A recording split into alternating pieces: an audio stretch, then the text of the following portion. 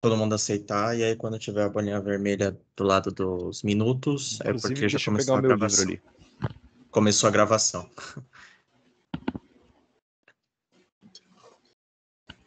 Tá valendo? Boa noite, Tá. pessoal. Mais um encontro aqui do nosso primeiro grupo de estudos em Direito Natural. Já tivemos a oportunidade de receber alguns convidados antes do professor André, né? A gente já recebeu o Rafael Cronge, que nos brindou com uma excelente palestra sobre Voegelin. Também recebemos o professor Milton, que também nos brindou com uma excelente participação, ao ponto de influenciar aí algumas almas, principalmente pelo que eu tenho acompanhado talvez do Guilherme, do Gabriel, enfim, o pessoal está bem interessado em Inquisição, né? O Márcio, claro, né? Não poderia deixar de citar o Márcio, que comprou todos os livros indicados pelo professor Milton. E hoje a gente recebe com muita alegria o professor e juiz de direito André Fernandes, que vai ministrar um curso que já foi ministrado anteriormente, salvo engano, tá?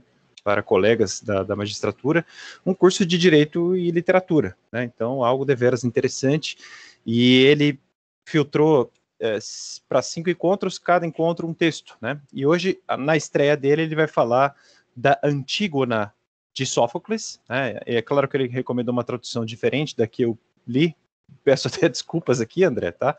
E ele traz uma pergunta central. Basicamente, a pergunta central é: poderia, afinal, né, as leis do Estado ou as leis da nação, elas poderiam afrontar a lei natural? E com certeza todo mundo aqui leu e imediatamente ligou a pergunta aos pontos, né? Enfim, a preocupação de saber se aquele decreto que inicia o livro, né, do Tebas, na cidade de Creonte, se aquele decreto violava ou não a lei natural daquela época, ainda que haja certo paganismo grego aqui, enfim, tenho certeza que a noite será maravilhosa.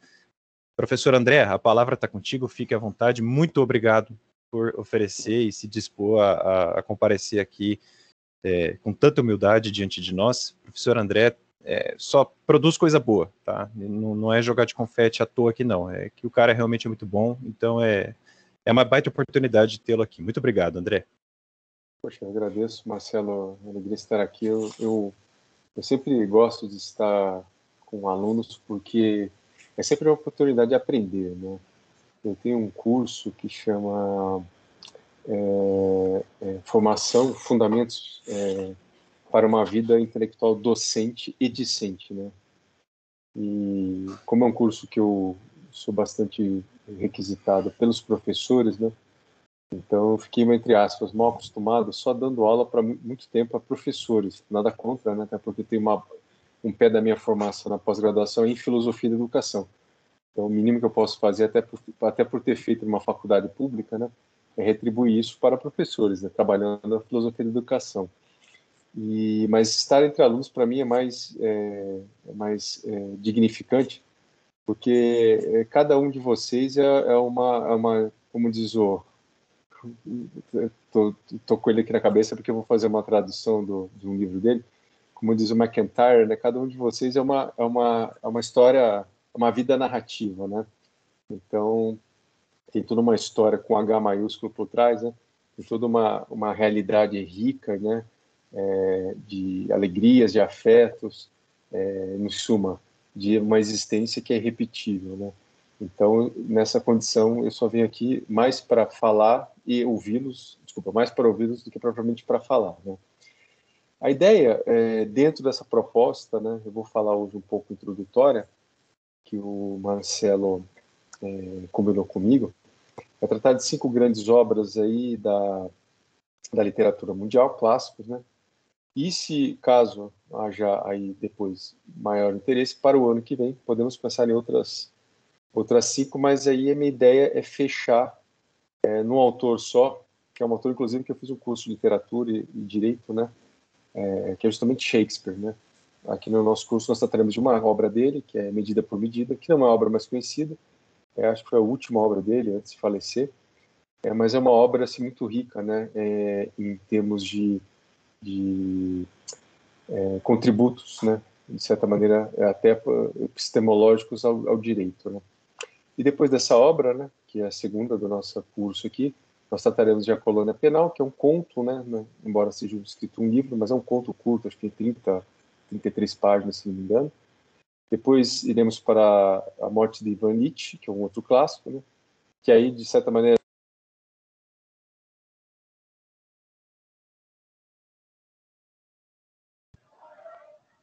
Mutou o professor. O professor tá mudo.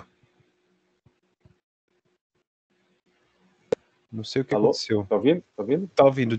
Alguma Agora? coisa aconteceu. Pode continuar, professor. Então, e depois nós continuaremos aí depois, justamente, com A Morte de Ivan Nietzsche, né, que foi uma obra que, para a preparação foi, assim, vamos de certa maneira, bastante simbiótica, né, na medida em que, em razão do protagonismo da natureza da profissão e do protagonismo do personagem, é difícil não se identificar nele, né. E, por fim, terminaremos com a Revolução dos Bichos, né, Animals Farm, e também já é uma obra já do século XX, né. Em cada uma delas, a ideia é sempre pincelar fazer uma sinopse literária, que não é a ideia aqui, embora poderíamos até tratar disso a fundo, né, mas não é o foco aqui, né. E depois entrando nas questões propriamente jurídicas, mas sempre também escolhidas a dedo, né, porque cada uma dessas 5 obras, elas dão um leque, abrem um leque muito grande, né, em termos assim de fecundidade pedagógica, nas relações entre direito e literatura. E falo com muita alegria de direito e literatura, porque o direito por si só, vocês são alunos, devem estar sentindo isso, né, se tornou algo chato e enfadonho. Eu não vou entrar aí nos efeitos que nós somos, daquele arremedo, né, que eu chamo de caricatura de direito que nós vivemos hoje, né, mas uma maneira, de certa maneira, de desopilar um pouco isso, e aí na literatura, no cinema, também poderíamos um dia fazer sobre direito e cinema, e procurar nesses campos em que a estética, né, a dimensão estética é muito mais forte, né, uma maneira, de certa forma, quase que eu diria diagonal, de chegar ao mesmo conhecimento que um curso de filosofia ou de teoria geral do direito chato, desses que tem aí, poderia ou tentaria transmitir. Só que daquela forma que todos nós conhecemos, aquela metodologia, aquela maneira quase que monocórdica, né, de transmissão de conhecimento, e por aí vai. Então, hoje nós falaremos de Antígona, né, que é um clássico, né, é uma das obras mais memoráveis, né, dos dramaturgos gregos dessa época, né, Ésquilo, Sófocles e Eurípides, né. E também Antígona é uma das mais memoráveis, das mais memoráveis personagens femininas já criadas, né. O pessoal fala de feminismo, né, mas, enfim, Antígona é uma verdadeira lute como uma mulher, né, já 2.500 anos atrás, mas tudo bem. Então ela luta sozinha contra Creonte, um tirano, né, um ditador, diríamos hoje, né, a ponto de abalar toda uma cidade, né. E é uma das 7 peças de sobreviventes, como eu já disse há pouco, né, de Sófocles, né. E Antígona é irmã de Ismênia, Polinice ou Polinices, dependendo da tradução, Etéocles, e todos são filhos de Édipo e Jocasta, ou seja, a linhagem de Antígona, Ismênia, Polinice e Etéocles já é uma linhagem marcada, como todos nós sabemos, pelo incesto. E isso, de certa maneira, dentro da realidade da mundividência grega, né, isso pode ser muito bem entendido, né, ou pelo Jäger, né, na sua obra clássica, Paideia, ou pelo autor von Wright, que fala sobre os deuses, a Grécia e a cidade. E que ele trata disso de uma maneira assim esplendorosa, explicando como é que esse problema, entre aspas, né, de haver uma profunda inserção justamente na linhagem de Antígona, Polinice, Etéocles e Ismênia, né, do incesto, de certa maneira, quase que era determinante que a tragédia, certo, fosse avocada para essa família, aquilo que os gregos chamavam a híbris, né? Que era justamente a desmedida, né? Que era o contrário da frônesis, né? Que era a prudência, né? Então, dentro desse contexto, na sinopse literária, Polinice, né? Que tenta conquistar Tebas com a ajuda do rei de Argos, que era uma cidade-estado vizinha, com cuja filha se casaram, e Etéocles luta pelo trono de Tebas e ambos morrem, na verdade, suicidam-se. E o Creonte, o tio deles, né, irmão de Édipo, né, assume o trono, já que, enfim, o estrago já está feito, e faz uma sepultura com todas as honras para Etéocles, o qual defendeu a cidade contra a investida, né, do rei de Argos, né, auxiliado por Etéocles. E deixa Polinice, né, o qual traiu a cidade no local de sua queda para que o cadáver dele ficasse exposto à putrefação, proibindo inclusive qualquer um de enterrá-lo sob pena de morte, né? Então o Creonte ele é inserido no drama, né? E é importante também lembrar, né, que tem um drama que tem cânticos, né, intercalando, né, a prosa, né? E esses cânticos têm uma função, inclusive, não só estética, mas no plot da história muito interessante, que eu falarei mais adiante. Mas o Creonte, ele atua aí como o Estado, né, a soberania, a autoridade, em confronto, né, com a Antígona, que representa o indivíduo, a pessoa e a consciência, e muito mais do que isso, de certa maneira, não poderíamos chamar isso na época, né, mas hoje chamaríamos da objeção de consciência, né. Então a peça inicia com essa conversa entre as irmãs, né, Antígona e Ismênia, né? E Antígona revela a Ismênia que Creonte, então rei de Tebas, né, decidiu sepultar somente um dos seus irmãos, Etéocles, que havia defendido a cidade. O Polinice, que era outro irmão, não seria sepultado e ficaria ao relento. Diante dessa situação, Antígona questiona a irmã Ismênia sobre a atitude de Creonte e, em meio a uma revolta que houve ali na cidade, né, na qual todos estavam enredados, ela afirma categoricamente que fará o sepultamento de seu irmão Polinice sozinha e com as próprias mãos, em respeito, né, e aí está escrito no texto, né, as leis não escritas, né, que no grego, né, é agrofoi nomoi, né, e há uma referência depois que passarei no final, justamente sobre a questão desse agrofoi nomoi, né, que era o que era para o grego, né, um nomoi non grofoi, ou agrofoi. Então, Antígona, indignada, tenta convencer aí já o novo rei, que é justamente Creonte, a enterrar seu irmão. Só que o problema é que quem morresse, isso é muito claro, sobretudo nesses filmes que nós assistimos, além disso é muito claro, assim, mais especificamente falando, em Ilíada, né, em que há uma grande discussão, acho que no canto sexto ou sétimo, não me recordo agora, quando Heitor é derrotado por Aquiles nas portas de Troia, como vingança, né, por ter assassinado o seu primo, né, Patroclo, né, na noite anterior, ou no dia anterior, justamente Aquiles, para puni-lo, né, justamente impede que o seu pai, o pai de Heitor, né, que era o domador de cavalos, Príamo, né, pudesse fazer o enterro devido, né, e colocar as moedas nos olhos, né, para o barqueiro, né. Isso é muito claro nesses filmes, né, da importância, da dimensão que o grego dava, né, aos rituais fúnebres, né. Em muitas guerras, inclusive, paravam, eles até suspendiam guerras, inclusive, para rituais fúnebres recíprocos. É uma coisa que hoje, se você for pensar, soa um tanto esquisita dentro, claro, de um teatro, de um cenário de guerra, né. Mas, enfim, e que morresse, né, segundo a tradição religiosa grega, sem os rituais fúnebres, né, seria condenado a vagar 100 anos na margem do rio Estinge, que levava ao rio justamente, né, que levava ao mundo dos mortos, né, sem poder ir para o outro lado, o Hades. Inconformada nessa situação que se avizinha, né, para vamos dizer, o cadáver, né, ou que sobrou, né, do seu irmão,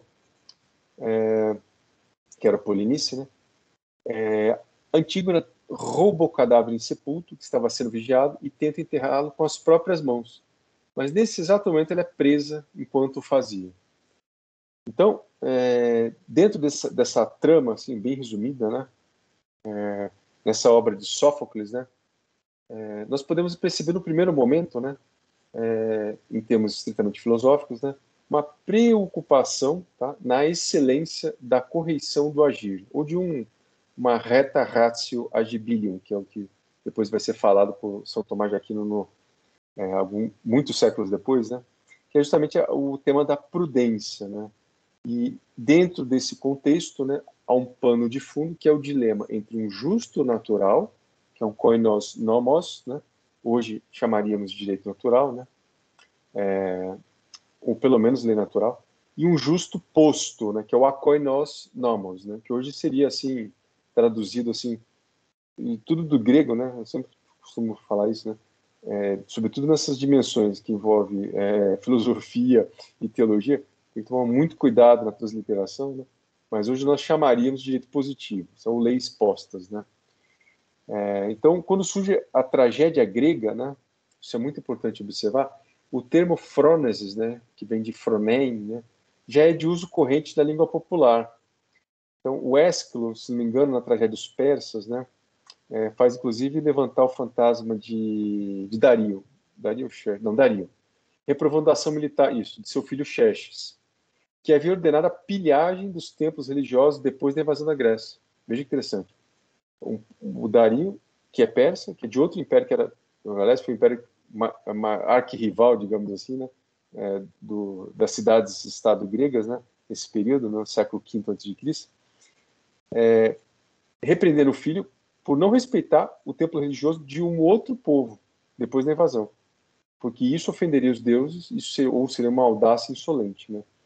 Todavia, essa ideia da prudência, do saber agir, do trato, né, a relação do homem com os deuses, né, ela só é retomada com muita profundidade dentro da literatura e dentro da dramaticidade grega, né, com Sófocles, né, porque ele passa a conduzir isso, né, a importância de foros, né, de magnitude social. Então, tudo passa a ser frônesis, né.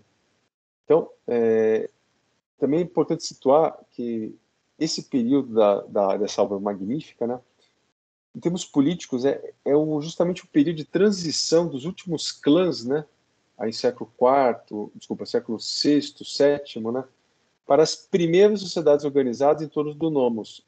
É basicamente, dito em bom português, né, quando surge a cidade-estado grega. As primeiras cidades-estados gregos estão florescendo nesse momento.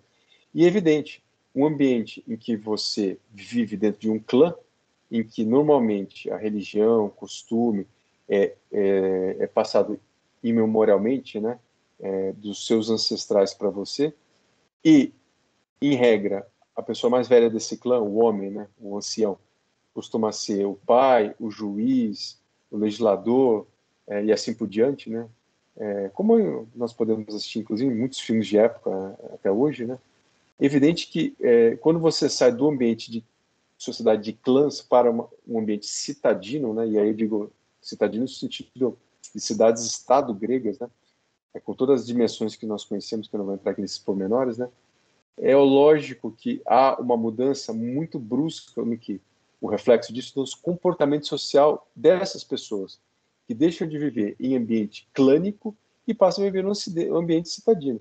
Basta lembrar que, nessa época, Atenas, né, tinha em torno de 450 mil habitantes, né? Ou seja, tinha muito mais habitante que muita cidade até hoje no mundo inteiro. E é evidente que as relações sociais, em razão desse crescimento, ou melhor, dessa migração de um ambiente clânico para um ambiente citadino, modificam, evidentemente, as relações sociais entre os indivíduos. Então, tudo isso passa a ser revisto pelo grego, ou melhor, reaprendido, né? Porque naquele novo ambiente, muitas das regras morais e religiosas, mas sobretudo morais, né, e familiares, já não se encaixavam, já não se sobrepunham, já não justificavam determinados reflexos dentro do âmbito social. Então, um pouco assim, era um momento de transição em que a realidade política grega buscava respostas para que nessa fase de migração do ambiente clânico para o ambiente citadino, né, pudesse localizar a melhor forma de viver bem nessa nova realidade. Aí surge, eu não vou entrar aqui também, mas o próximo passo desse capítulo é surge Sócrates e ele vai perguntar como viver. E aí é um outro assunto para uma outra conversa, mas esse era o ambiente de hesitação, de questionamento, de dúvida dentre os cidadãos gregos, né, nessa nova realidade que estava era embrionária, né, para todos eles, né. Então, para o grego, né, o nomos, né, originalmente é qualquer coisa que, em termos etimológicos, remete aos nemetai. E a melhor tradução, assim, com aquela ressalva que eu já fiz anteriormente, corresponde àquilo que é repartido, distribuído ou dispensado. Veja que interessante. O grego, assim, aliás, esse tipo grego, já tinha uma intuição a partir da empiria dessa fase de transição entre um ambiente clânico para um ambiente citadino, e que na cidade haveriam coisas que precisavam ser repartidas, certo? Repartidas é interessante, repartição, distribuição, né? E eram necessários nomoi, que determinasse o que era para ser repartido segundo os prêmios, como diz o Aristóteles, vai dizer depois, né? No livro 6 de Ética Nicômaco, né? A distribuição das honrarias, dos prêmios, né? De tudo, dos títulos, né? E dos bens. Então, o que o grego foi procurar é o elemento que hoje está friso hoje, é instrumento do direito, né, não o resumo de direito, que é a lei, em que pudesse ser catapultar, galvanizar, justamente, e trazer critérios de causa e de medida nessa repartição dos bens, das honrarias, dos prêmios, né, e assim por diante, né. Então, isso é tido como bom para o grego. E aquilo que é repartido, distribuído e dispensado, como eu disse há pouco, né, não só vai supor algo que faça isso, que é o nomos, que eles chamam, mas um sujeito que possa fazer isso também. De onde um espírito, né, de onde emanaria esse nomos, né. Então, aplicado à ordem social, é inevitável dizer que isso se refere à distribuição de todas as honras e os privilégios entre os grupos que se opõem numa comunidade política, como se opõe no cosmos, olha que interessante, isso é bem grego, né, as forças elementares. A água, o fogo, os planetas e o Sol, e assim por diante. Então, o grego tentou reproduzir, certo, dentro desse contexto de cosmos, né, que é a harmonia, né, celestial, guardadas as proporções, evidentemente, né, o mesmo ambiente de cosmos, de harmonia, só que no ambiente social, baseando numa lei, assim como os gregos já sabiam disso, né, basta lembrar que, assim, só en passant, nesse período já de toda a obra de Pitágoras, né, na matemática. Então, é uma espécie de buscar leis eternas e imutáveis que regravam a realidade cosmológica, uma série de leis eternas e imutáveis que inspirassem o nomos no trabalho de repartição, distribuição dos bens, dos prêmios e das honrarias.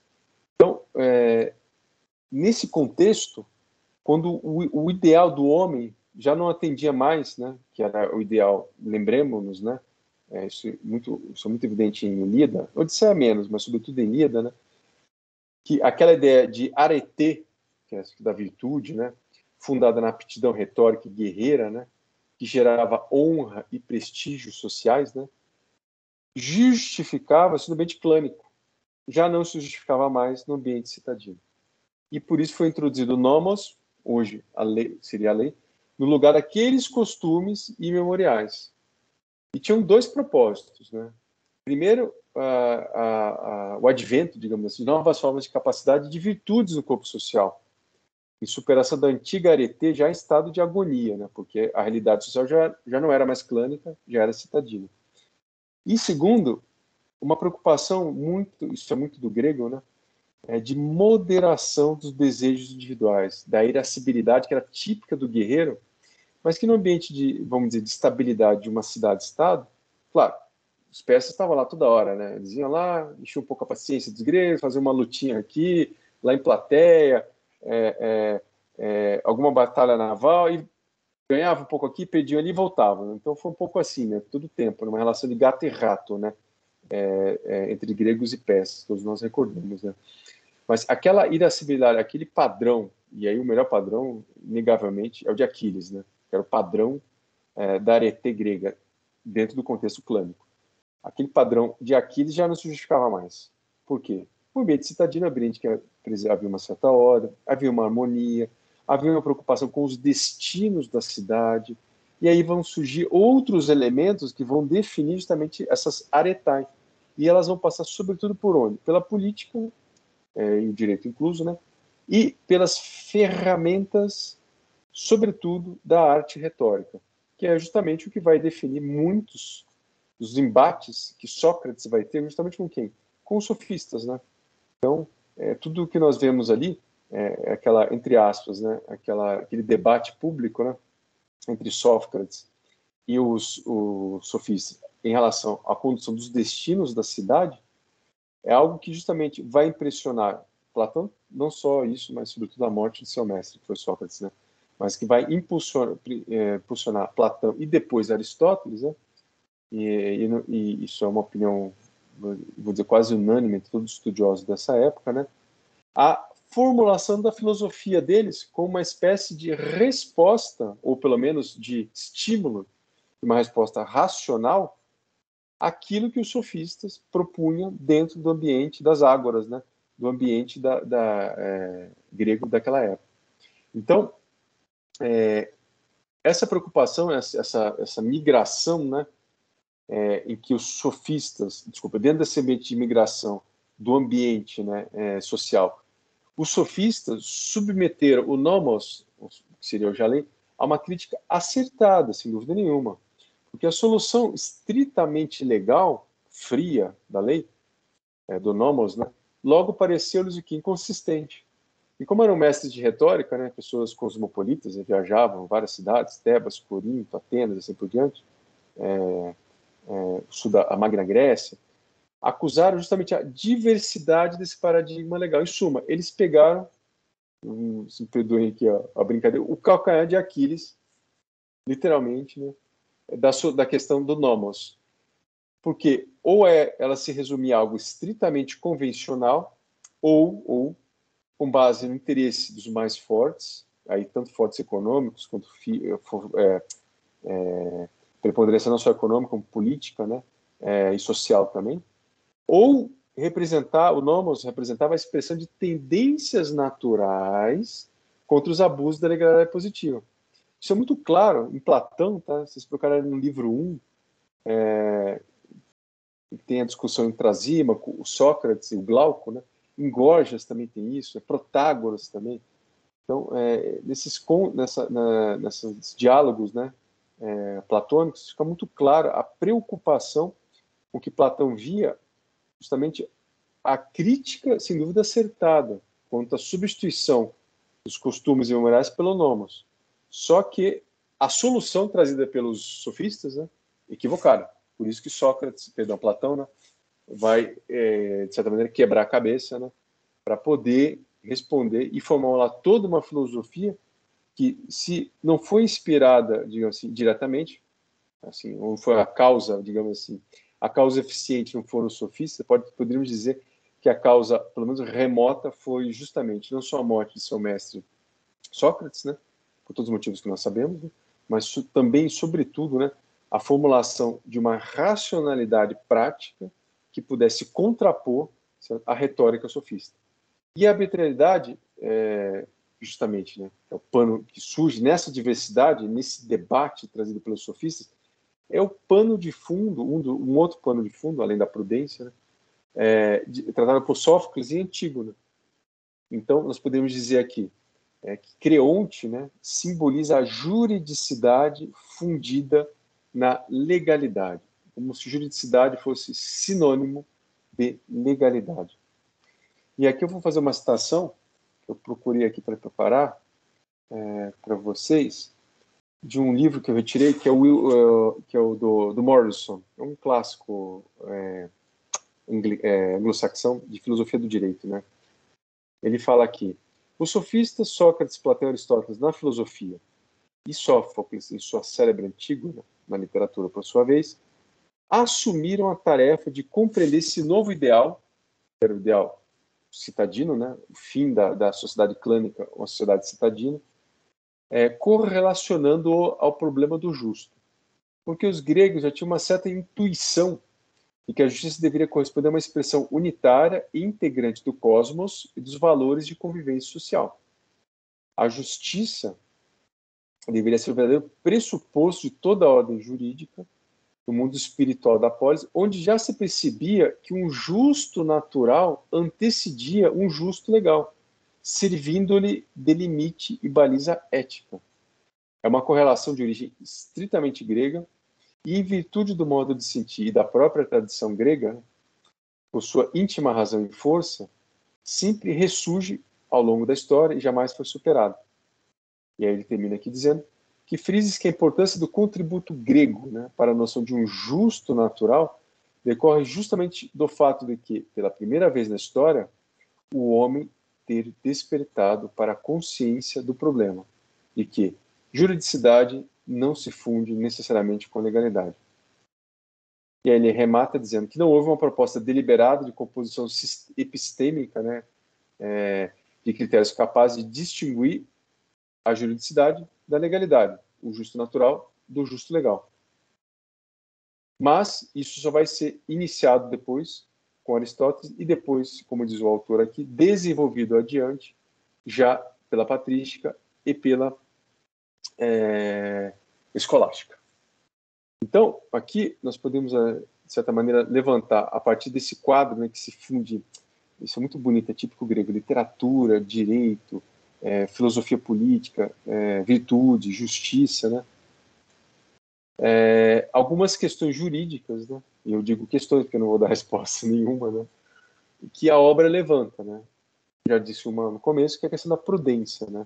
Que leva em conta um saber, né? Uma verdade, uma regra que se elabora a partir de uma deliberação, no segundo momento um juízo, mas dentro ainda do âmbito do intelecto, e um terceiro momento, né? Justamente a adequação o ajuste fino dos meios, né, concretos para a realização daquele bem prático que a partir da deliberação e de um juízo, né, a razão teórica aponta como um bem para a razão prática. E sempre a partir de um comando, de uma execução, de uma praxis, né? Por isso que prudência praticamente assim anda de mãos dadas, né? Uma espécie de cabeça de Jano, né? Do termo praxis, né? Porque umas estão umbilicalmente ligadas com a outra, né? Então, essa questão da prudência é muito clara quando o tirano Creonte condenou o Antígono à morte por ter enterrado seu irmão, Polinices, que era um traidor da pátria, e dessa forma, por meio de um decreto no sentido grego da expressão, não imagine decreto hoje como uma espécie normativa da Constituição. Ele rompeu com a ordem, com o cosmos, né, com aquela harmonia do mundo, pois Antígono agia de acordo com as leis divinas, não escritas e imutáveis. Isso está escrito na obra claramente. Então, quando há esse rompimento, né, vou falar um pouco mais adiante, né, o cosmos vira híbris, né? E híbris é justamente a desmedida, né? É a ausência do cosmos, né? A negação, a negativa, a negação do cosmos. E se o decreto de Creonte era plausível, porque o direito penal da época, né, conhecia a pena de privação de sepultura, né? Mas para os casos de deserdação familiar, olha que interessante, caso muito grave, né? Porque é uma sociedade clânica, né? E a questão da família ela em termos de tessitura social extremamente assim, imprescindível, né? Dentro da sociedade clânica, né? A condenação à morte do infrator, por outro lado, né, era implausível, porque punia o indivíduo, que é a Antígona, né, que tinha um dever religioso, não escrito, imutável, divino e anterior, de enterrar o morto, cuja qualidade de traidor era estranha à aplicação desse tipo penal, que era só para os casos de deserdação familiar. A falta de discernimento de Creonte carrega aí, como tudo na Grécia, como tudo que é grego, né, é justamente o castigo da híbris, né, que é a desmedida. Interessante observar aqui na obra, né, o seu filho, né, que era noivo de Antígona, né, aliás, é totalmente grego isso, né, e sua esposa, né, acabam por suicidar-se. Então, a tragédia grega, tal como conhecemos até hoje, né, a semelhança, inclusive, do legado trágico de Shakespeare, né, nada mais é do que, em termos assim, epistemológicos, vamos usar essa expressão, a catástrofe, a desmedida proporcionada pela híbris, que decorre de uma falta de um pensar e de um agir. Olha o agir, que interessante. Não é só pensar, contemplar, assim, meio platônico, mundo das ideias. Não, vai além disso. Um agir, uma praxis incorreta, ou seja, não prudentes, imprudentes, porque excessivos, segundo as fronteiras de uma ordem existencial, naquela época, né, grega.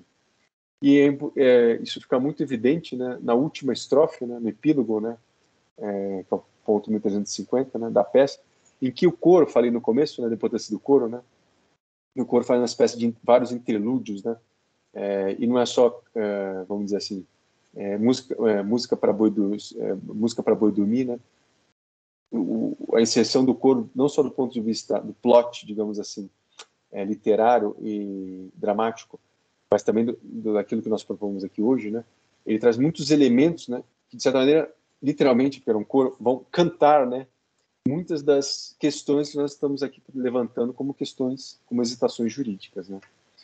E ele termina assim dizendo, abre aspas, né, a prudência é a primeira condição da felicidade. Não se deve ofender os deuses em nada. A desmedida empáfia nas palavras reverte em desmedidos golpes contra os orgulhosos. E não é senão na velhice que eles aprendem, afinal, a prudência. Então aqui nós vemos o coro falando, remetendo a Frônesis, a vida boa fala de felicidade, e de fato, eu não vou entrar aqui nesse ponto, né? Mas a prudência, inclusive como virtude moral, depois isso vai ser definido assim, muitos séculos depois, né? Mas Platão já capta isso como as 4 virtudes aí, que depois se chamam de virtudes morais, como aquela agudeza de espírito típica dele, né? A prudência vai ser justamente o quê? A virtude que, ao lado da fortaleza, ao lado da temperança, ao lado da justiça, ela vai ser o elemento que vai trazer os caminhos, os meios para que os atos bons praticados por aquelas virtudes, para que os atos que devam ser praticados por aquelas virtudes sejam, na prática, dentro dos meios adequados, efetivamente bons. E, quando eles são bons, reiteradamente, eles conduzem a vida boa, a vida virtuosa, que para o grego era sinônimo de eudaimonia, né, de felicidade. Né?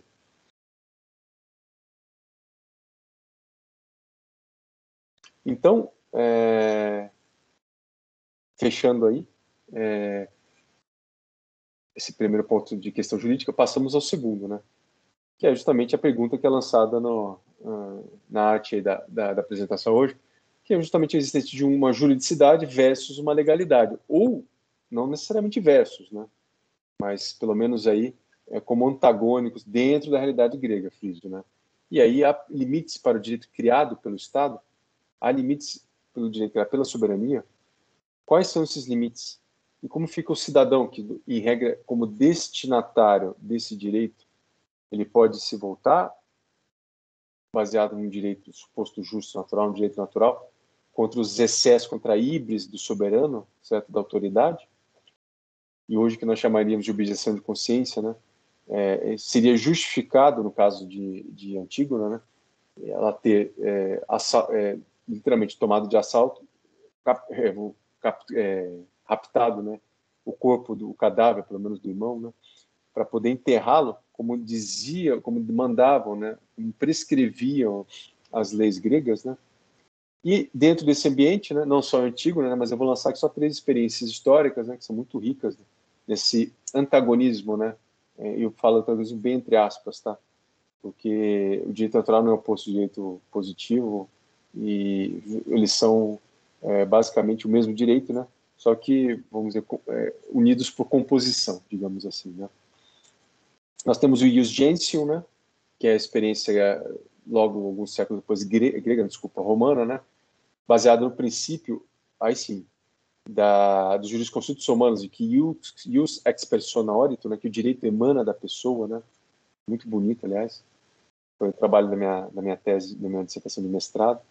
A colonização espanhola, os postulados da escola de Salamanca, né, representado por Bartolomé de las Casas, né, em que ele vai perguntar naquela sua obra, vai questionar naquela sua obra clássica, né, se não eram os índios, né, se os índios não eram humanos, né, isso eu não me recordo agora a obra, chama brevíssima, breve relação da destruição das Índias, né, é uma espécie de relato que ele faz, né, para o rei, a respeito dos excessos cometidos, né, e justamente e de maneira muito justa, corretamente apontados, né, pela colonização espanhola, né, e mais recentemente o Tribunal de Nuremberg, né, todos os desfechos que nós conhecemos, né, em que o juiz Francis Biddle, se não me engano, eu acho que é ele no filme que aparece, esse filme clássico aparece ele fazendo essa clássica citação.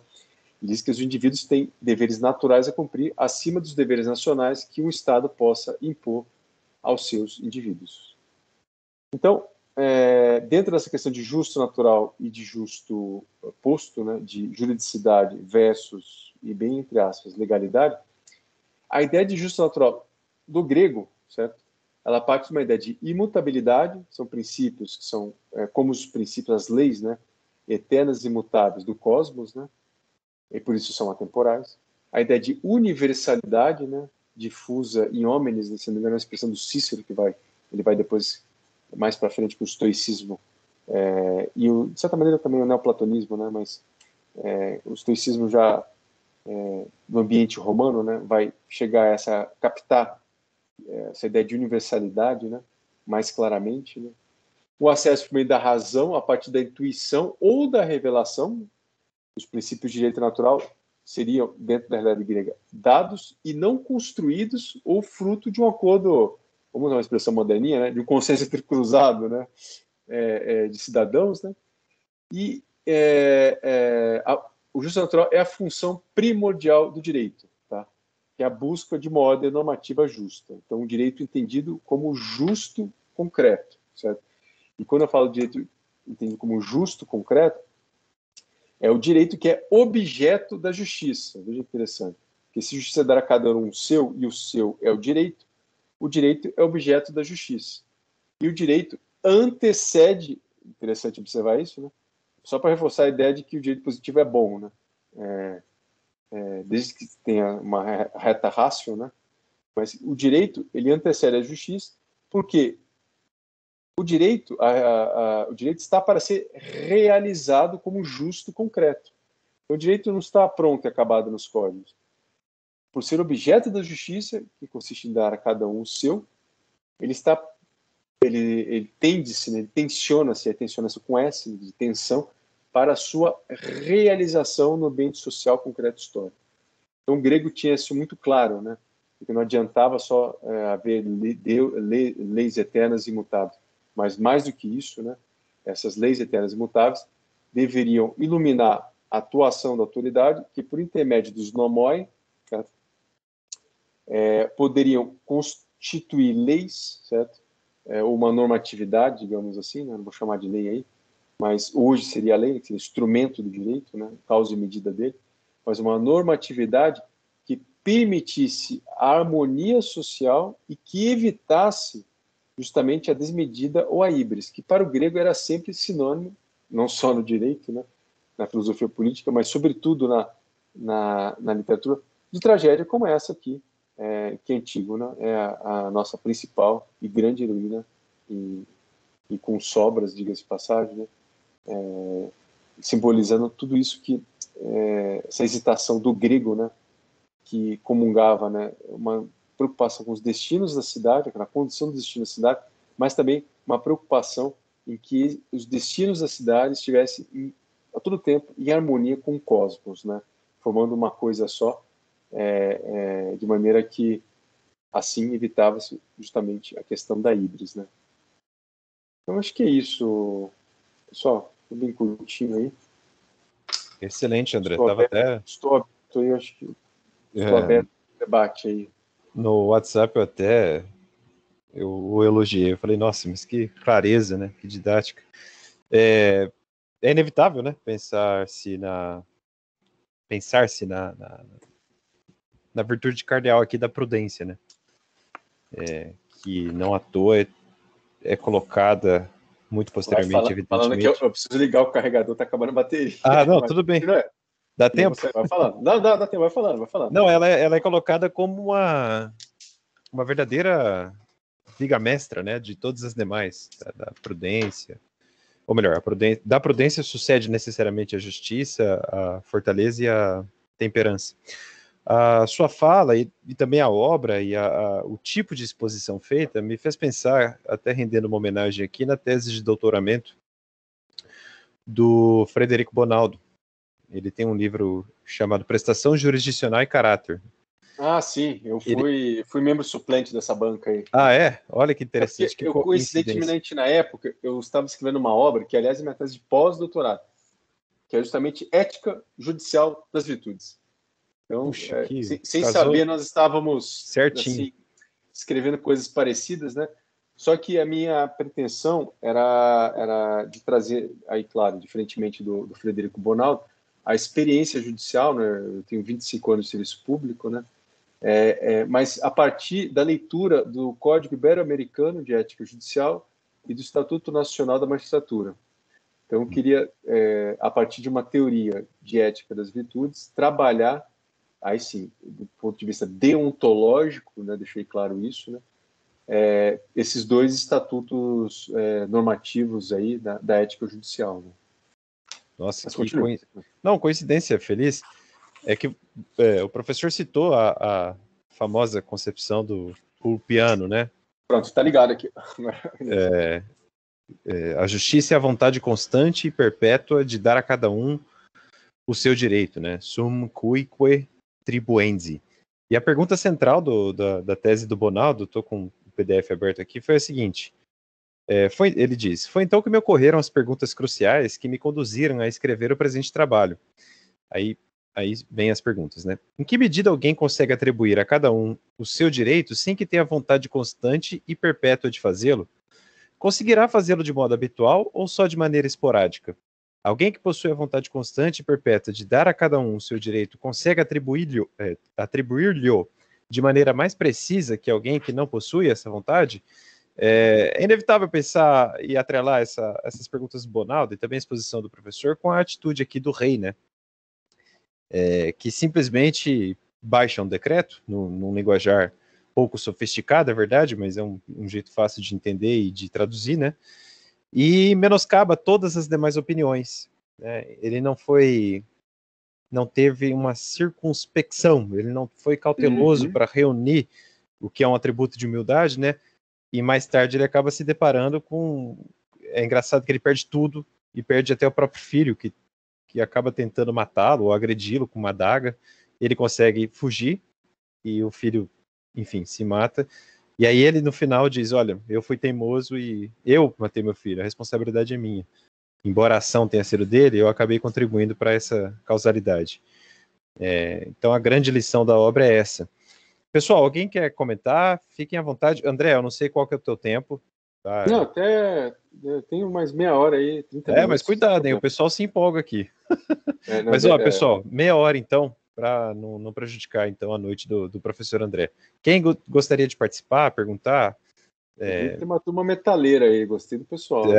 Aliás, na tua obra, eu vi uma citação de Fear of the Dark. Desculpa, de Iron Maiden, mas não era Fear of the Dark, era Alexander the Great. Alexander the Great.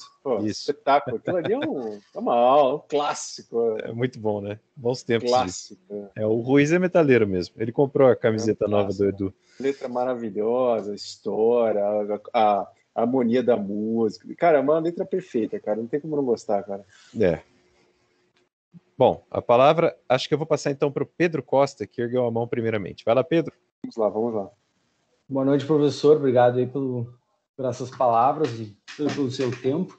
Eu queria fazer mais uma provocação, assim, o senhor como juiz também, na leitura da obra, das estruturas das tragédias gregas, a gente tem ali, mas especificamente a gente tem a Antígona dialogando muito com um ponto de vista transcendente e o Creonte com um ponto de vista imanente como detentor da aplicação da regra, né? E o coro me parece que ele faz essa mediação entre esses dois polos e que ele expressa uma opinião do homem médio, por assim dizer. A gente podia trazer um conceito assim. E aí o coro ele dá essa voz que está calada em todos. Até a Antígona, numa parte, ela diz que provavelmente todos concordassem com ela, mas não expressavam aquilo por medo daquele aplicador da técnica, né? Então o coro ele dá voz a essa opinião oculta que está na sociedade, né? E a gente pode ver um pouco isso na atualidade, que a gente vê que a gente tem uma opinião difusa na sociedade que não consegue a gente não consegue ver muito bem, e muitas vezes a gente vê os aplicadores do direito hoje em dia fazendo contorcionismos com as regras e tentando modular aquela realidade, afrontando completamente aquela opinião que é a opinião média do povo, né? Então, essa é a minha provocação ao senhor, né? Como é que o juiz se coloca, o juiz hoje se coloca, se defronta com essa opinião média e ele se coloca como acima, ele afronta completamente essa regra que estaria do homem médio, né? Então, essa provocação que fica para o senhor. Vou devolver socraticamente, né? Pergunta que não quer calar é se ele age a partir da lei ou ele age apesar da lei. Tá? E ali eu vou usar a nossa expressão, pelo menos da noção, vem desde o século XVIII, né, de lei, né? Então, se ele faz hoje, isso é muito claro, né, sobretudo na hermenêutica, né, esse trabalho de galvanização, no caso concreto, né, entre toda a normatividade posta e a realidade que lhe é colocada no processo, né, para justamente dar a resposta, né, judicial, se ele resolve modular isso ou partir ou ficar apenas na interpretação, muitas vezes, né, dos princípios, né, ou fazendo qualquer tipo de ignorância, né, ou simplesmente tratando a lei como se fosse uma espécie de, entre aspas, um dado assim irrelevante ou secundário, né, uma espécie de, como diria, rodapé de página, né. Então, muito provavelmente, né, muitas vezes sem perceber, né, ele pode estar descambando para um ativismo judicial, né, o que é muito grave, né, porque na medida em que ele, sob a justificativa epistêmica de motivar uma decisão a partir, sobretudo hoje, que os princípios, né, a fundamentação, né, tem muito mais elasticidade, né, do que daqui a 50 anos atrás, por exemplo, né? Isso é muito claro, né, em que o silogismo, né, eu digo na premissa maior do silogismo prático judicial, né, que é o trabalho que o juiz faz, nessa premissa maior, não é mais só a lei, né, de estrito senso, né, tem outros elementos normativos que entram, sobretudo os princípios, né, mas nesse trabalho de comatação, se ele resolve ignorar não só a existência de uma lei posta, né, ou criar uma espécie de interpretação que não encontre aderência à realidade das coisas e a literatura isso é riquíssima, né? Sempre demonstra que o homem médio, usando a sua expressão, Pedro, tem muito isso em conta, tá? Se você quer ter uma ideia de justaposição de algo à realidade, né? Pergunte para o feirante, né? Pergunte para o padeiro, é o que eu falo a muitos meus alunos. Né? Pergunte para o sujeito. Agora não tem mais trocador de ônibus, na minha época tinha um trocador de ônibus, agora é para o motorista, pelo menos, né? Pergunte para essas pessoas, né? Então, ali você consegue ter uma espécie de, vamos dizer, patamar inicial de onde partir, pelo menos. Então, eu sou muito seguro dessa visão do homem médio, né? A respeito dessas realidades deônticas, vamos usar essa expressão, que muitas vezes, né, o trabalho de silogismo prático judicial acaba por encobertar, ou muitas vezes simplesmente passar ao largo, quando não encoberto, como eu falei há pouco. Então, nessa tarefa, né, que não é muito fácil, tá? Vou lhe avisando, a grande virtude do juiz, né, é a virtude que, inclusive, eu começo, né, o curso que eu falei há pouco aqui, né, de vida intelectual docente, né, no capítulo das virtudes, que é da humildade. A primeira virtude do professor, tá, é a humildade. Essa é a primeira virtude. Eu tenho que saber se ouvir, saber questionar, saber colocar em xeque as suas próprias concepções, claro, não no sentido estritamente cartesiano, né? Mas trabalhar e sempre estar, pelo menos, polindo a partir da ótica dos alunos, aí no caso do juiz, seria a ótica da lei, uma postura humilde, né? A ótica da jurisprudência, a ótica, muitas vezes, de buscar para além do direito, né? Hoje está mais fácil, até um tempo atrás era mais difícil. Buscar respostas para conceitos que o direito não tem a menor capacidade, não diria nem epistemológica, né? Seria até soberba para o direito de definir, muitas vezes, entendeu? Então, quando se aplica, por exemplo, ou se questiona, vamos supor, uma ação direta de constitucionalidade, a noção de família, então, e a Constituição diz, né, que família é composta por homem e mulher, né, explicitamente, né, um texto legal, no artigo 226, é evidente que qualquer tipo de trabalho de silogismo prático judicial, na premissa maior, deve considerar o quê? O uso dessas expressões que não estão lá inutilmente no texto constitucional, não estão lá, assim, o adereço, não é. Tem uma razão pela qual se definiu a família como um órgão, um ente, né, natural, composto por homem e mulher. E quando um tribunal, como uma Corte Suprema, passa ao largo disso, né, então, não só falta com a humildade que eu falei há pouco, como acaba se criando, encastelando-se dessa mesma realidade, e o que é pior, né, acaba tomando para si uma tarefa que não lhe compete, que é a tarefa de legislação, a tarefa legislativa, a tarefa típica de quem? Do parlamento. Então, nesse contexto, respondendo a sua pergunta aí, Pedro, fechando a resposta, quando nós temos esse ambiente em que o ativismo judicial e mesmo o decisionismo, tá, também judicial, de certa maneira, né, eles estão assim à flor da pele, né, fica muito mais difícil, tá, para a atividade judicial ela manter-se naquilo que nós esperamos, porque, de certa maneira, isso passou a ser imbuído no modus operandi dos próprios magistrados.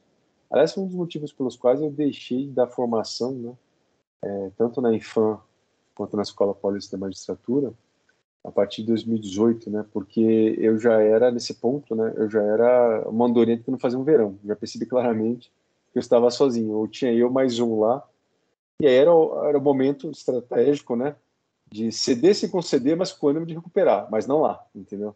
Aqui, em outro ambiente acadêmico, em outras, vamos usar uma expressão gramsciana, né, em outras casamatas de luta, certo? Na imprensa, na universidade, mas não lá, não nesses dois lugares. Então, fica muito difícil, né, porque, de certa maneira, isso já é dado, né, como uma espécie de DNA, vamos dizer assim, né, de uma boa atuação judicial nos dias de hoje, né? É o juiz que tenta suprir a falta legal, suprir a falta não, que tenta entregar aquilo que lhe parece justo no caso concreto, ou que pelo menos a figura justa, né? Mas não a partir desse silogismo prático, né, na premissa maior, de um texto, né? Mas de uma interpretação muitas vezes que são verdadeiros saltos lógicos, né? Que tem um gap ali que você viu lucidamente, né? E que não permite um tipo de interpretação X ou Y, mas permite, no limite, né, uma interpretação Z, mas isso é justamente ignorado, e com base nisso, né, e também, claro, na confusão de palavras que hoje nós vivemos, né, da semântica, na significação, né, dessas expressões, nas referências, sobretudo aos entes que essas palavras designam, né, completamente estapafúrdia, né. Então, é um caldo que, em última análise, obriga ainda mais, né, essa postura humilde, né, que eu mencionei há pouco, né, que eu sempre procuro ensinar para os professores, que com mais razão ainda, né, deve ser fomentada pelo magistrado, até porque a sua função é muito delicada no conceito social, né, que é justamente de ser agente da distribuição do justo concreto, né. Perfeito. Enquanto o professor falava, eu pensava aqui nas medidas executivas atípicas, né? Quer dizer, o juiz sem nenhuma baliza textual normativa decide qualquer coisa no caso concreto. É um devido processo jurisdicional, nunca um devido processo legal, né? E sempre Exatamente, tentando corrigir um problema que é do direito material, enfim. Nunca há uma posição de que, eu me rendo, a realidade venceu o direito, né? Eu costumo dizer que eu sempre bati forte no positivismo normativista keynesiano, né? Desde meus primeiros trabalhos acadêmicos em 2012, né? Mestrado, né? Bati muito forte, né? E falo assim abertamente que esse tipo de positivismo é uma fraude epistemológica, né? Eu falo abertamente e se quiserem jogar tomates, por favor, italianos e pelados, tá? Mas não tem problema nenhum, pode jogar tomate. Nessa condição pode jogar tomates. Mas o problema é que hoje, eu até brincando, né? Uma espécie de nostalgia, né? Eu costumo dizer que o meu desejo hoje é a lei. Por incrível que pareça, Por 12 incrível anos que depois, pareça. 10 anos depois, né? Nunca a lei foi minha tão vontade, bem... né? minha vontade é estender fazer uma camisa, ou estender um disco e dizer, meu Lei. desejo é a lei, só isso. Tá? E aí depois eu explico, não é no positivismo, no normativismo, evidentemente, mas meu desejo é a lei. É que é uma confusão frequente, né? O pessoal acha que o justnaturalismo ignora a lei. Nunca, jamais. A lei é muito importante, é óbvio que ela é importante, é uma fonte. É uma unidade por composição, né? Que eu falei aqui, né? Direito natural e direito positivo. É uma unidade por composição. Né? Exato. Gabriel ergueu a mão antes, tua vez, depois Maurício. Sempre, pessoal, com bom senso aí no tempo, tá? Por favor. Pode deixar, professor. Boa noite a todos. Boa noite, professor. Obrigado pela aula, foi muito boa. Eu gosto muito de literatura e juntar isso com direito é excelente.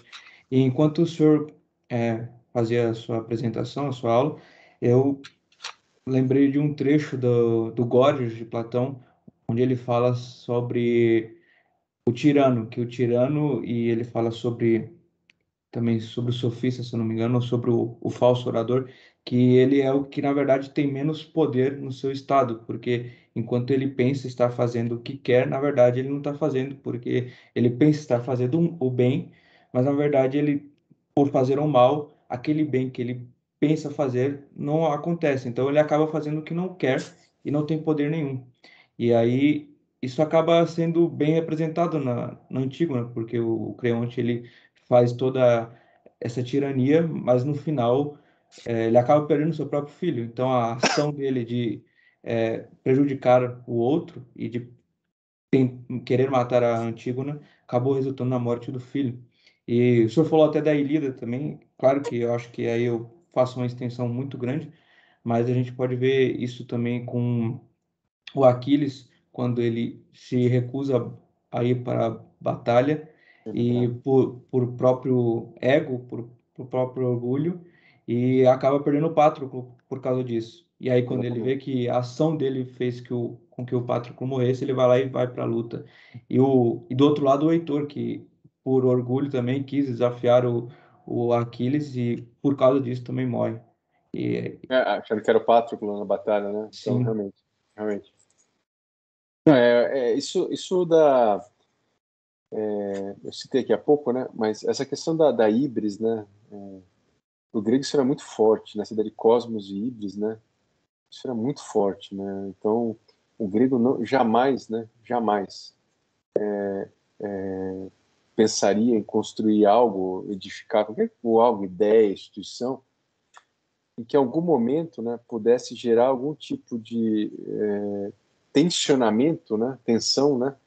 Na sua existência, né? E na ordem do cosmos, né? Então você observa isso em Platão, por exemplo. Né? Você vai entender o mundo das ideias, né? Aí você vai entender por que o Platão vai lá buscar a resposta dentro, evidentemente, da sua visão filosófica no mundo das ideias, né? Que esse mundo das ideias ele reflete no agir, né? E depois Aristóteles de certa maneira ele fecha com chave de ouro, né? E vai dizer que o mundo das ideias está na coisa aqui e agora, né? Tá? Existe a ideia, mas cada coisa porta a ideia, né? Que é justamente o que é a noção de substância, de essência, né? Então, isso para o grego, até para a explicação da própria realidade, né? Eu estou falando aqui de teologia natural, tá? Não estou falando não falando em metafísica ainda. Mas ele vai buscar, né, a todo momento, né, sempre uma resposta no cosmos, né? E é importante que houvesse essa harmonia, né, entre o homem e a realidade que o cerca, né, entre o cosmos e o homem, a sociedade que é o homem com letras maiúsculas, né? E o cosmos, né? Então, você vê isso nas obras gregas, né? Você percebe isso nos estudiosos de literatura, né? Eu citei aqui há pouco, né? Mas tem o Peter Droysen, que faz, aliás, aqui, mencionado pelo Marcelo, né? Faz uma excelente biografia do século XVIII, não, XIX, do Alexandre o Grande, né? Ele tem nessa obra tem um prólogo que explica justamente, né? Como é que funcionava essa relação do grego com o mundo, né? É uma coisa que depois vai ser, evidentemente, né, transmitida para o povo romano, né, guardado as proporções, óbvio, né, porque os romanos nunca foram bons filósofos, né. O negócio do romano era mandar no mundo, né, ser político e mandar no mundo, né. E tudo que iria beber lá na Grécia, né, só se justificava na medida que tivesse uma pegada, né, prática, né. Então, sei lá, o Teorema de Pitágoras é ótimo, mas eles só vão se valer do Teorema de Pitágoras, eles têm que resolver um problema concreto, tá? Para construir uma ponte sobre o rio Tibre. Aí o romano vai lá buscar o Teorema de Pitágoras, né? A geometria também, euclidiana, ela só se justifica, é ótimo e tal, mas quando sei lá, a quinta legião resolve na Gália, né, enfrentar um adversário difícil, eles tentam uma estratégia dentro do exército, né, de abordagem, né, dentro do campo de batalha, e eles vão buscar uma resposta na geometria euclidiana, entendeu? Então, o grego, não, o romano é totalmente prático, né, o oposto do grego, mas nem por isso, né, desdenhava, né, de todo esse legado grego. Mas uma coisa que foi transmitida e que se manteve, e eu não vou entrar aqui nesse ponto agora, tá? Mas guardadas as devidas proporções, né, sobretudo em Roma, né, foi de que todas as decisões políticas, né, tinham que ter sempre o beneplácito, né, de um sacerdote, né? Ou seja, buscava-se uma resposta concreta, precisamos ou não, vamos supor aqui, travar as guerras púnicas, por exemplo. Então, consultava-se, tinha decisão política, militar, mas tudo era sempre depois chancelado de uma maneira, isso é muito visto nos filmes, né?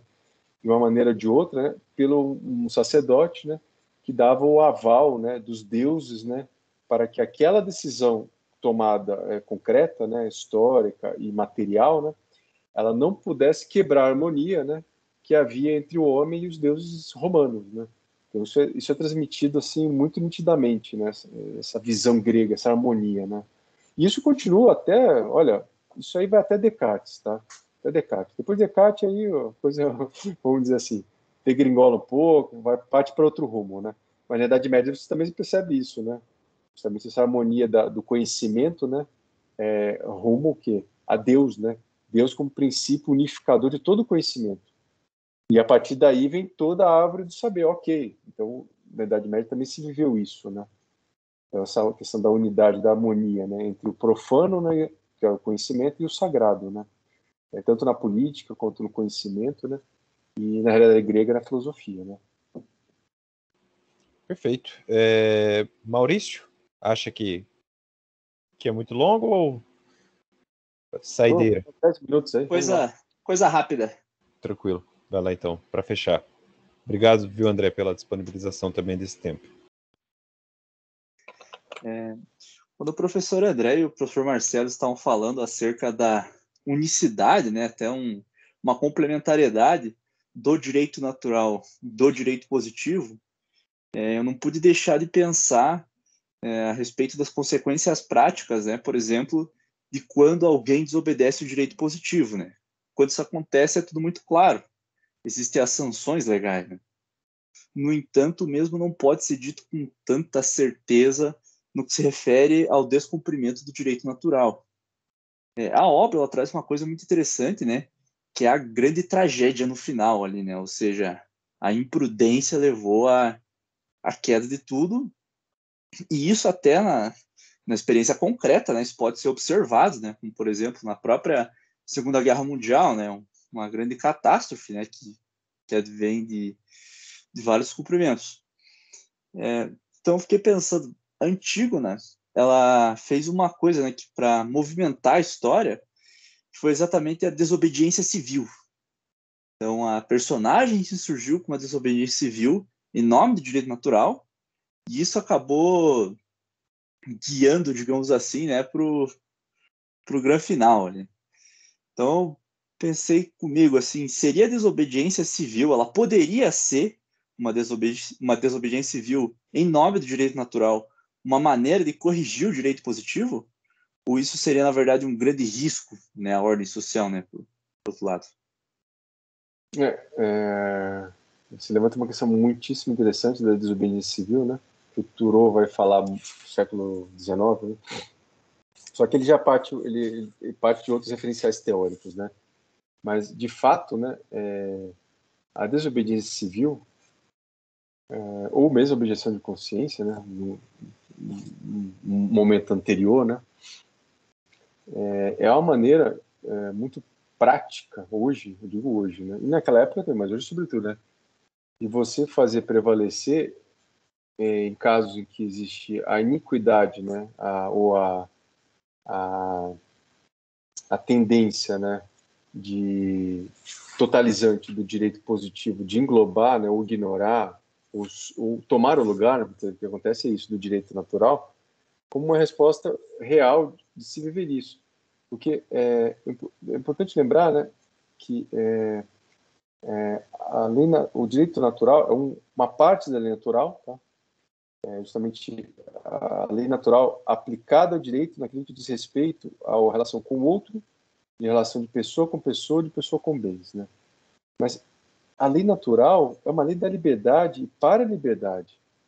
E por isso, ela mesma possibilita aos homens, olha que interessante, a criação de uma outra categoria de lei, que é a lei positiva. Porque posta pelo próprio homem na realidade concreta em que ele vive e convive. Então, isso aqui salta aos olhos uma função específica da lei natural. Ela é o fundamento e requisito de validade de toda a ordem política e de qualquer ordenamento jurídico.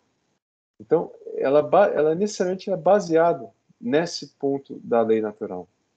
E alguém poderia argumentar, né, mais cedo ou mais tarde, né, se dentro dessa dinâmica da lei natural, se não viria abaixo todo o sistema legal positivo, por imperar uma espécie de insegurança jurídica, como o caso do Creonte, né, e impedir que os indivíduos pudessem gozar legitimamente de seus direitos, né. Então, isso é muito importante observar, que analisar e definir um possível contraste entre lei natural, tá, e lei positiva, tá, desde Roma, pelo menos, né, desde os pretores, né, é algo falso, porque eles sempre utilizaram a lei natural como requisito de validade de todo ordenamento. E nem por isso o direito romano, veja que interessante, foi implodido, muito pelo contrário. Até hoje, né, é tido, pelo menos no seu auge, né, que foi os 2 primeiros séculos de nossa era, né, da nossa era, um paradigma de um sistema legal de grande perfeição. Então, se existia esse suposto essa contraposição, essa oposição falsa entre lei natural e lei positiva, não quer dizer, certo, em última análise, que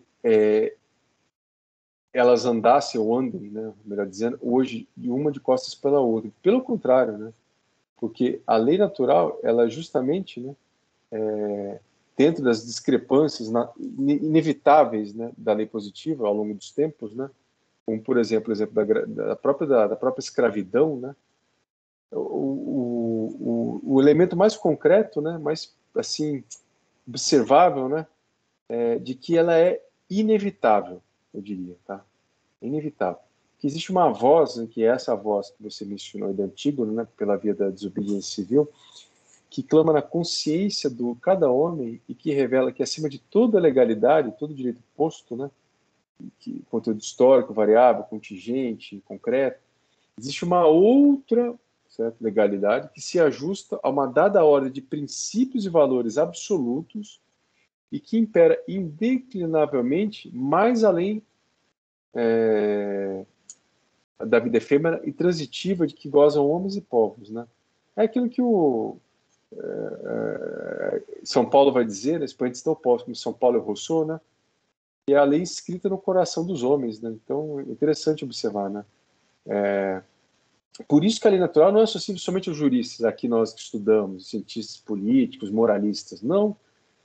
Como ela está escrita no coração de todos os homens, ela é acessível a todos os homens de todas as épocas. Por mais embotado, é claro que aí há um período de escurecimento, né? Como um quadro, né?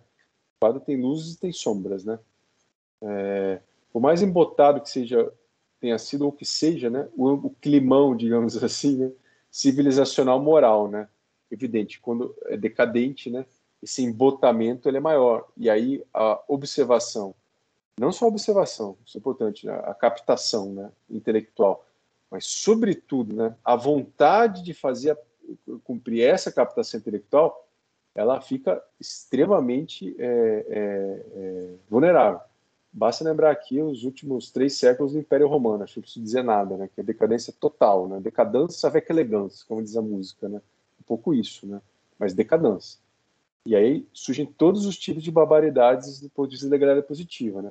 O divórcio passou a ser livre, o aborto passou a ser praticado indiscriminadamente. Mas por quê? Porque justamente esse embotamento, não só da captação da realidade natural, mas também isso que o Frederico fala no trabalho dele, mais do que no meu, esse obnubilamento da vontade em fazer cumprir, em executar, certo? Os ditames da reta razão em relação à lei natural. Então, é um pouco hoje a questão do aborto, tá? Eu falava com minha esposa na hora do almoço. Falar de aborto hoje, eu sou favorável ao direito à vida, inclusive tem uma obra, né? Estou fazendo aqui mexendo, tá bom, Marcelo? Me desculpa. Eu tenho uma obra da Eclésia, né? Se for a favor da vida, à vontade. Não, sim. A obra da editora Eclésia, que chama Livre para Nascer, né? O Estatuto Normativo do Embrião Humano. Então, ali eu brinco, eu já escrevi o que eu tinha que escrever para convencer racionalmente. Porque hoje a discussão de aborto para mim já ficou tão enfadonha, porque ela deixou de ser racional. Ela passou a ser o quê? Baseada no voluntarismo. E aí fica muito difícil, tá? Muito difícil você captar a vontade ou a razão, pelo menos, de quem do outro lado está fazendo isso porque quer fazer, pura e simplesmente. É isso. Porque quer. Aí fica Falar o difícil. óbvio, né? Qualquer argumento racional. Qualquer argumento, meu pai costumava dizer, é uma espécie de arte de esgrimar, certo? Contra a parede, né? Então, como ninguém é idiota. Burro em ponta de faca, é isso. Ninguém quer esgrimar contra a parede, né? Tinha uma hora que você cansa, dá sono, dá tédio, fala, não, agora eu já falei que tinha que falar, quem quiser comprar o livro, tá lá, lê, quem não quiser, enfim, mude pelo menos, né, à vontade. Mas por quê? Que é aquilo que eu disse há pouco, esse embotamento que há também na vontade, quando o climão civilizacional tá lá embaixo, né, que é um pouco hoje, né, em muitos assuntos, outros não. Então, é importante observar que essa relação, né, entre o justo natural e o justo concreto, ela não é, num primeiro momento, nem intuitivamente muito fácil de captar, tá? Mas é importante lembrar que a respeito da lei natural, que é uma correta disposição da razão, né? Isso é importante também ressaltar aqui, que foi o que você mencionou há pouco, que ainda que nós tenhamos, todos os homens de todos os povos tenham acesso à razão, nem sempre, certo? O ambiente vai permitir que esse acesso seja feito por uma reta razão. Então, o conhecimento, vamos dizer assim, da lei natural, ele não é bem inato. Inato é as ideias, as inclinações naturais, de onde decorre, inclusive, o conhecimento fácil e seguro dos ditames fundamentais da lei natural. Certo? Porque esses ditames são obra da razão, que capta, no primeiro momento, depois ela, dentro do raciocínio, formula juízos e chega a determinadas conclusões. Certo? Por isso que Aristóteles, nesse ponto, se enganou ao defender a licitude da escravidão. Só porque corpos mais atléticos são mais resistentes ao trabalho manual, e são mesmo, ninguém pode negar, mas desse fato não decorre que, para esses indivíduos, a escravidão seria conforme a sua natureza. Porque antes disso, eles gozam do natural status de liberdade, a semelhança de qualquer outro homem, sendo fraco, mais atlético, ou menos atlético. E esse questionamento acerca da lei natural diz respeito também a esse descumprimento ao esquecimento, né? Eu falei há pouco, por parte de muitos povos, em muitas épocas, e mesmo pelo Creonte, né? Vamos dizer aí, né? O Creonte baixou um decreto, né? E, vamos dizer, é o caminho aberto para Híbrides, né? Por quê? É um erro de perspectiva, né? Mas a lei natural, ela não é, vamos dizer, ela não é vigente, né? Mas vigente bem entre aspas, tá? Vou deixar bem claro isso, né? Porque ela não é vivida. Se não é vivida, não é vigente. Então ela não existe. Né? Não, A lei natural é uma lei da realidade moral do ser do homem, certo? Do seu livre atuar. E por isso, por ser livre, ela pode ser o quê? Livremente obedecida ou livremente desobedecida. Se os homens não pudessem desobedecê-la, veja que interessante, então, aí sim, eu concordaria. A lei natural seria uma espécie de instinto, sei lá, como instinto de conservação, instinto de sobrevivência, ou uma lei física, né, como as leis da termodinâmica.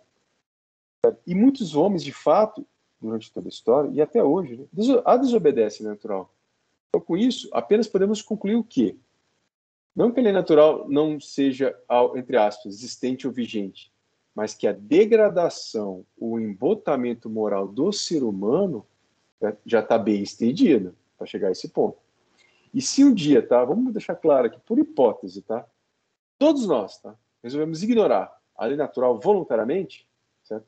Seguramente vai ser o fim da humanidade, é só uma questão de tempo. Mas ela não vai deixar, em nenhum momento, né, de ser uma realidade deôntica, digamos assim, irrevogável, não vou dizer, mas inevitável, tá? E também, basta também nesse ponto lembrar que quem está acostumado a desobedecer a natural, com o tempo, né, é aquilo que o Aristóteles falava, que o homem é um ser que esquece, né? Acaba por esquecer. E aqui eu só vou levantar, lembrando aqui um pouco do livro que eu mencionei há pouco, né? Mas essa é uma nota de rodapé na minha obra, mas basta ler, inclusive tem em português, foi traduzido, se não me engano, recentemente, né? A autobiografia do Nathanson, o rei do aborto, né? Então, lá chama A Mão de Deus, se não me engano, né? Então ele fala lá exatamente que a partir do momento que ele foi cometendo um aborto atrás de outro aborto, a coisa ficou banalizou, no momento que ele já esqueceu que aquilo que tinha ali, né, era uma vida, né? Ali dentro da barriga da mãe, até o dia que ele caiu em si, certo? Quando ele conseguiu observar uma melhora técnica do ultrassom, né? Da tecnologia médica, né? Nossa, esse filme a possibilidade forte. de observar o coração fetal levou a mudar radicalmente a postura. Tá? Então, o que eu quero dizer, se nós encontramos um castelo de razões para encontrar justificativas para nossas ações que são contrárias à lei natural, não significa que não tenhamos consciência que agimos mal. Somente significa que nós preferimos o contrário, qualquer coisa, né? Como diz aquela obra do Dalrymple, qualquer coisa serve, né? Do que a lei natural nos indica. E nisso buscamos, ainda que algum aspecto de bem, certo? Porque a sindérese, eu não vou entrar aqui nesse ponto, é inata, né? Mas ainda que nós possamos nos conduzir sob alguma razão de bem, né? Não existe em nenhum momento, né, a revogação, entre aspas, da lei natural. Tá? Simplesmente reconhece que se agiu mal, porque deixou-se instalar, de certa maneira, esse embotamento, e se preferiu o êxito pessoal ao cumprimento da lei da moral. Então, em última análise, né, que a obra aí deixa bem claro, né, o que existe na realidade humana é a preferência e escolhas por condutas que são favoráveis à lei natural ou são contrárias à lei natural, como o caso do Creonte. E baixou um decreto, né, editou um decreto, proibindo, né, o enterro de Polinice. E isso, com a reiteração, a criação de um hábito a médio e longo prazo, num ambiente social, provoca o obscurecimento da consciência. E se for, vamos dizer assim, o climão civilizacional pior, né, assim, mais arraigado, né, aquilo que todos nós assistimos no século XX, né, que Todo mundo se entrega, né? Como que é o totalitário. a irmã da Antígona até fala, eu não vou lutar contra o Estado inteiro. Que são os totalitarismos do século XX, né? Isso o Wegelin fala, e Hitler e os alemães, a gente fica muito claro, né? Fica um momento que os alemães lá, claro, tem sua parcela de culpabilidade, né, no episódio todo, né? Mas basta lembrar que Hitler, ele não precisou dar um golpe, embora tenha tentado, né? Mas ele não precisou dar um golpe para chegar ao poder, ele chegou como? Democraticamente. E depois que a coisa foi andando, ninguém mais fazia mais nada, porque o climão civilizacional já estava completamente decaído, né? Vamos comprar a ideia do Führer, entendeu? E aí foi tudo aquilo que nós conhecemos até hoje, né? Tudo o que aconteceu, inclusive o Holocausto, né? Aí então, a gente fica com medo de falar desculpa interromper, mas é o medo que a gente tem de falar numa graduação, de discutir na academia de fato, de levantar um problema, enfim, né? Exatamente. Por isso que, entendida dessa maneira, a lei natural designa os preceitos que orientam e prescrevem os modos universais, tá, não vou entrar nisso aqui, né? De preservar com integridade o bem humano, pela via do discernimento prático, que é a prudência, né? Sempre feito pela razão antes, né? Do bem e do mal, tá? Então, acho que, vamos dizer assim, é uma boa maneira de encarar, né, a lei natural, né? Que ela não se revoga, ou parece revogar, mas é sempre global, válida em todos os tempos, de todas as épocas, enquanto houver homens sobre a face da Terra. Né? Perfeito. Bem, acho que a gente pode começar então a encerrar. Eu agradeço em nome de todos aqui. André, sua fala foi perfeita, muito boa. Uma intersecção fantástica, tá, entre o direito e a literatura. Qual que é o segundo livro mesmo, André? Qual? Desculpa? Qual que vai ser o segundo texto? Eu já me esqueci. Próximo? Medida por medida, Shakespeare. Joia. Vamos andar aí 20 séculos, 5 mais 15, 20 Ótimo. séculos. Não, por 20 séculos aí. Você quer já marcar uma data para outubro ou depois a gente combina? Fica à vontade, depois a gente marca, não tem pressa. Para setembro, desculpa. Tá, a gente se fala no WhatsApp. O ideal é que tenha pelo menos aí 30 dias, né? Embora essa obra seja mais curta de ler, tá? Tanto ou mais curta quanto Antígona, né? Tá certo. Bem, muito obrigado então. Eu vou encerrar. Guilherme, você poderia então clicar aí o botãozinho e aí quando ele terminar já podem sair. Muito obrigado, pessoal. Obrigado, André. Desculpa aí tomar a sua Boa noite. noite. Até o próximo encontro, pessoal.